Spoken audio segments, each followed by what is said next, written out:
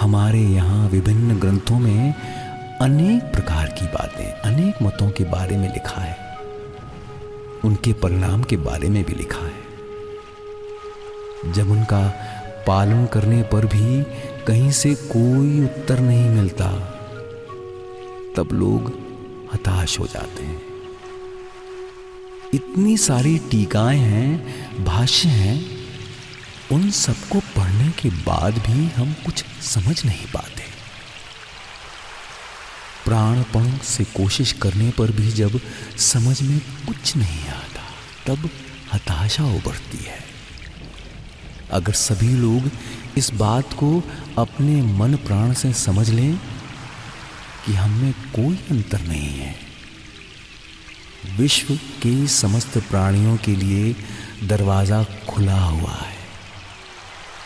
पशु पक्षी कीट पतंग सारे जीव जंतु अणु परमाणु, इस पर सबका अधिकार है। ये दरवाजा सबके लिए खुला रहेगा। समस्त जीव पृथ्वी सूर्य सभी समान आसन पर आसीन हैं। एक ही स्कूल के छात्र हैं, एक ही दिशा में बढ़ रहे हैं। जो भी कर रहे हैं उसी के माध्यम से आगे बढ़ रहे हैं। हमारे पाप पंकिलता भी उसमें कोई बाधा नहीं उत्पन्न करते।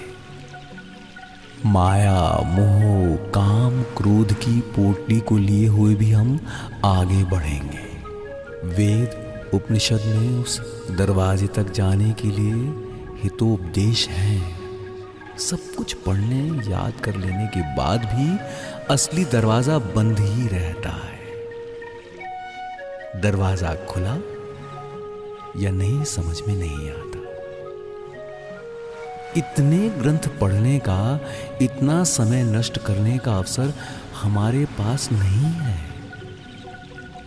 श्लोक याद करते करते ही अवसान की ओर बढ़ जाते हैं, ग्रंथ समाप्त हो जाते हैं, लेकिन दरवाजा नहीं खुलता। कैसे समझें कि दरवाजा खुल गया है? सृष्टि का माधुर्य ऐसा है कि हम सरलता से समझ लें कि दरवाजा खुल गया है।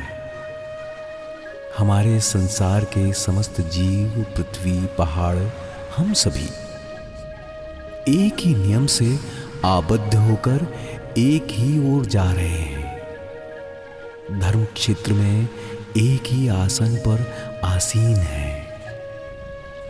जिस प्रकार सूर्य आया है, ये ग्रह उपग्रह आए हैं, उसी तरह हम भी आए हैं।